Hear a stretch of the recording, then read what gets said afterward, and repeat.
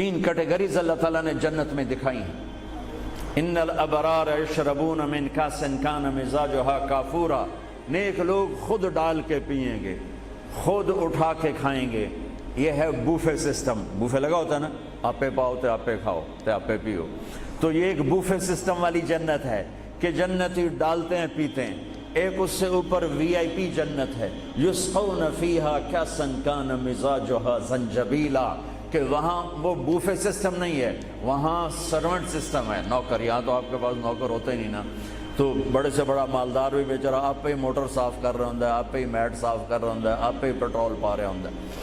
تو کئی سال پرانی بات ہے، ایک نوجوان نے مجھے اپنی گاڑی میں بٹھایا، یہیں تو ہمارے انگلینڈ، مجھ سے کہنے لگا مولانا یہ 2.5 لاکھ پاؤنڈ کی گاڑی ہے۔ میں نے کہا اس کے میٹ کون دھوتا ہے؟ کہا ہم خود ہی دھوتے ہیں۔ میں کہا ساڑی سزوکی توڑے کول چنگی ہے، ساڑا ڈرائیور دھوندا ہے سارے۔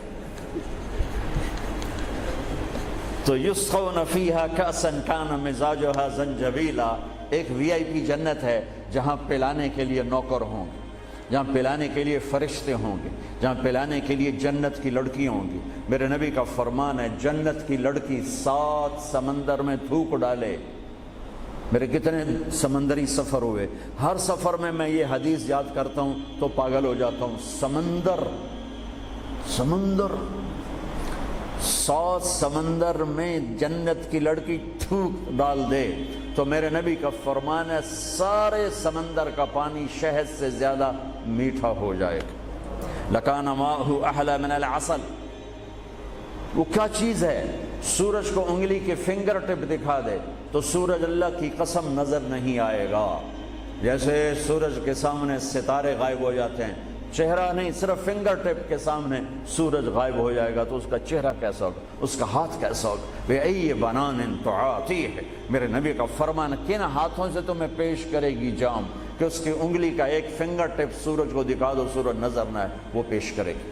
اور اس کے جسم پہ 100 جوڑے ہوتے ہیں، ایک جوڑا نہیں ہوتا، 100، اور ہر جوڑا دوسرے جوڑے میں نظر آتا ہے، اور اس کے جوڑوں کے اس کا جو فراق ہوتا ہے، اس کا جو لہنگا ہوتا ہے، وہ 3 میل کے دائرے میں گھوم رہا ہوتا ہے، 3 میل کے دائرے میں۔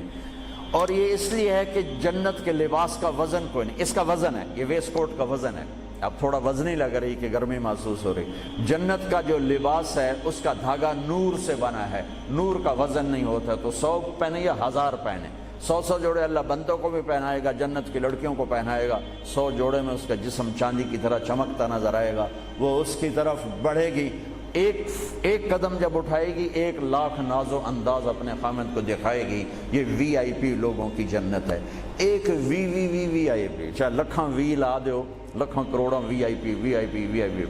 وہ ایک سب سے بڑی جنت ہے جس میں سارے غریب لوگ ہوں گے، مالدار بھی ہوں گے بس تھوڑے، غریب زیادہ ہوں گے، ریڑھی والے، تانگے والے، رکشے والے، ٹھیلے والے، وہ سب سے وی آئی پی جنت میں ہوں گے کہ وہاں جو پلانے والا ہوگا، نہ حور، نہ خادم، نہ فرشتے، نہ بیگم، نہ بیوی، نہ نوکر، وہاں پلانے والا اللہ خود ہوگا۔ وَسَقَاهُمْ رَبُّهُمْ شَرَابًا طَهُورًا، وہاں پلانے والا خود میرا رب ہوگا، میرا اللہ ہوگا، میرا اللہ ہوگا۔ اور جنت کا ایک چشمہ، اس کا نام ہے تسنیم، ایک دریا تسنیم۔ باقی سارے دریا چشمے زمین پر چلتے ہیں، جو تسنیم ہے وہ زمین پر نہیں ہے، وہ ہوا میں چلتا ہے۔ تسنیم کہتے ہیں سنام ہوتی اونٹ کی کوہان، ایسے تو وہ پانی یوں چلتا ہے، یوں چلتا ہے، یوں چلتا ہے، اور ہوا میں چلتا ہے، ہوا میں نہ ادھر گرتا ہے نہ ادھر گرتا ہے۔ سبحان اللہ، پتہ نہیں کیا چیز اللہ نے بنائی۔ جب وہ چاہے گا، تسنیم سب سے اعلیٰ درجے کی شراب ہے جنت کی، سب سے اعلیٰ درجے کی شراب تسنیم ہے، جو اللہ جنت الفردوس والوں کو خالص پلائے گا، نیچے والوں کو ہمیں تھوڑا جا قطرے 2 قطرے ڈال کے دے گا۔ وہ ہوا میں اڑتا ہوا چشمہ ہے، اور ایسا حسین ہے، ایسا وہ دل فریب ہے کہ اس کو بیٹھ کر دیکھنا چاہے گا تو ہزاروں سال دیکھنے میں مست ہو جائے گا، پینا اس کے بعد کی چیز ہے۔ تو میرا رب وہاں خود پلانے والا ہے، میرا رب، میرے نبی پاک صلی اللہ تعالی علیہ وسلم ایک خوبصورت زندگی لے کر آئے، اور جنت کی چابی اس کے ساتھ لے کر آئے کہ اگر دنیا اور آخرت کو جنت بنانا ہے تو میرے نبی کے طریقے پر آ جاؤ۔ پاسپورٹ بن گیا، ویزا لگوا لو، ویزا محمدی سٹیمپ کرواؤ اور سیدھے مرتے ہی جنت میں چلے جاؤ، یہاں بھی مزے وہاں بھی مزے۔ میرے نبی کی زندگی ایک خوبصورت نمونہ ہے. ایک حدیث سنا کے میں بات ختم کرتا ہوں. ایک حدیث آپ آج مجھ سے لے لیں، ساری زندگی خوبصورت ہو جائے گی. صرف ایک حدیث سناؤں گا، ایک، اور پوری زندگی میں رنگ بھر جائے گا، پوری زندگی میں رنگ بھر جائے گا. صرف ایک حدیث. میرے نبی نے فرمایا اربع اذا كانت فيك لا يضرك ما فاتك من الدنيا اربع من كن فيه ما ضره ما فاته من الدنيا. میرے نبی نے فرمایا 4 باتیں مجھ سے لے لو. چلی نہیں 4. سوکھا کام ہے. فرمایا میرے نبی نے صرف 4 گلاں میرے کو لے لو تو موجاں کرو ویمبلے وچ بھی تے جنت وچ.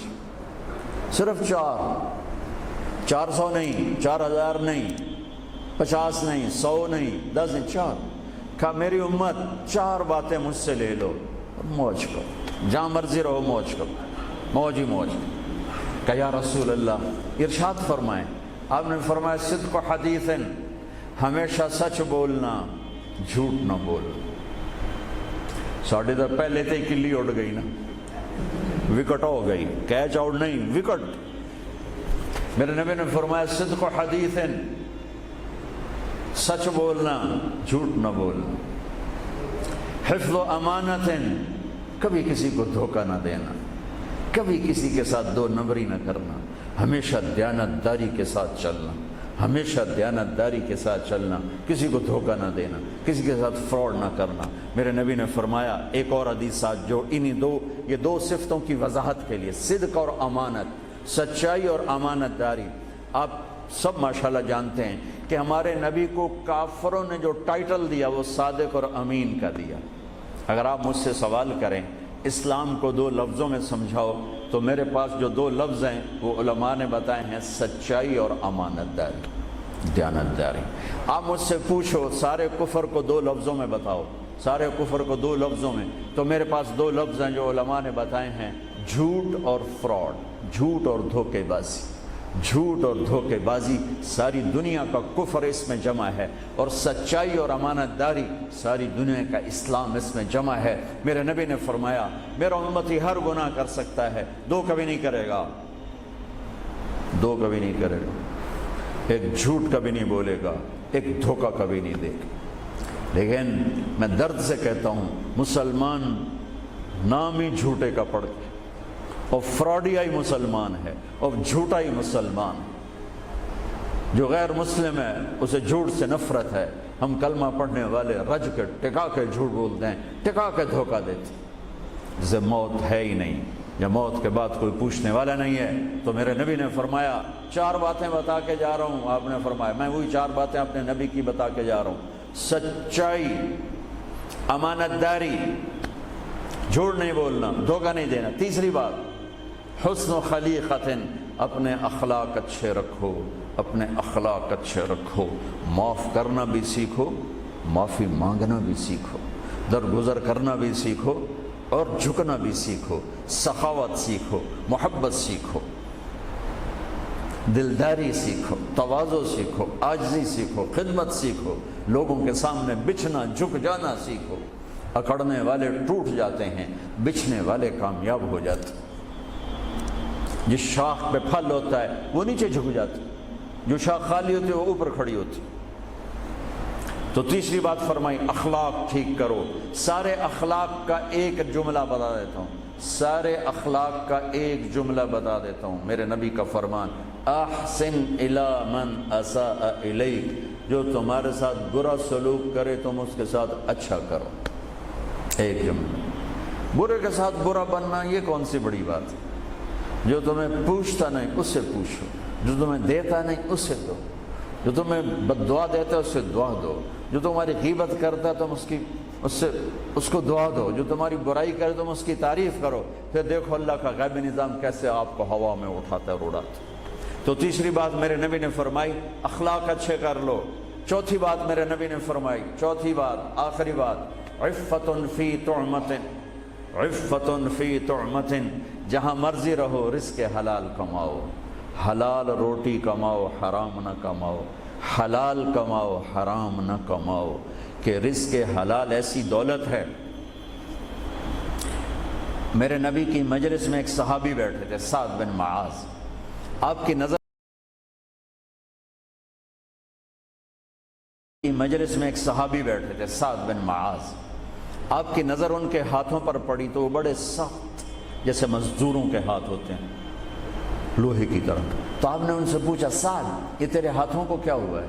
کہ یا رسول اللہ میں بچوں کے لیے روٹی کماتا ہوں اور اس کے لیے دہاڑی کرتا ہوں، مزدوری کرتا ہوں، تو اس سے میرے ہاتھ سخت ہو گئے ہیں. تو آپ مجھے دیکھو. آپ نے ان کا ہاتھ پکڑا اور ایسے بوسہ لیا سب کے سامنے اور فرمایا بچوں کو حلال کھلاتے ہوئے، حلال حلال، شراب بیچ کے نہیں، جوا چلا کے نہیں، بچوں کو حلال کھلاتے ہوئے جو ہاتھ ایسے ہو جاتا ہے اس پر دوزخ کی آگ حرام ہو جاتی ہے. ایک حدیث بھائیو لے لو، میں لے لوں، میں بولنے والا بھی محتاج ہوں، آپ لے لیں، آپ سننے والے بھی محتاج ہیں. اللہ کی قسم دنیا بھی ہماری بن جائے گی، آخرت بھی بن جائے گی. تبلیغ کا کام ان خوبصورت صفات کو سیکھنے کی محنت ہے. آپ سب سے گزارش کرتا ہوں کہ اور زیادہ نہیں تو مہینے میں 3 دن ضرور آپ جایا کریں تبلیغ کے ساتھ. انشاءاللہ اس سے آپ کو بہت فائدہ ہوگا، بہت خوبصورت زندگی نصیب ہوگی. اور آخری بات یہ کہتا ہوں، اگر آپ کسی سے لڑے ہوئے ہیں تو اٹھ کے صلح کر لیجیے. اچھے 4 باتوں میں ایک بات ہے اچھے اخلاق، اور اچھے اخلاق والا کسی سے لڑ کے بیٹھ نہیں جاتا، اس سے راضی ہو جاتا ہے، اس کو راضی کر لیتا ہے. اگر آپ جہاں انسان رہتے ہیں وہاں جھگڑے بھی ہوتے ہیں، کسی سے آپ ناراض ہیں تو معافی مانگ لینا، معاف کر دینا، تو اللہ آپ کے پچھلے سارے گناہ معاف کر دے. اور میاں بیوی آپس میں لڑے ہوئے ہوں اور وہ آپس میں صلح کر لیں تو یہ صلح اللہ کو اتنی پسند ہے کہ اللہ دونوں میاں بیوی کے پچھلی زندگی کے سارے گناہ معاف کر دے. تو بھائیو محبت سے رہو، پیار سے رہو، اپنے نبی کی زندگی کو سیکھتے سیکھتے چلو. انشاءاللہ دنیا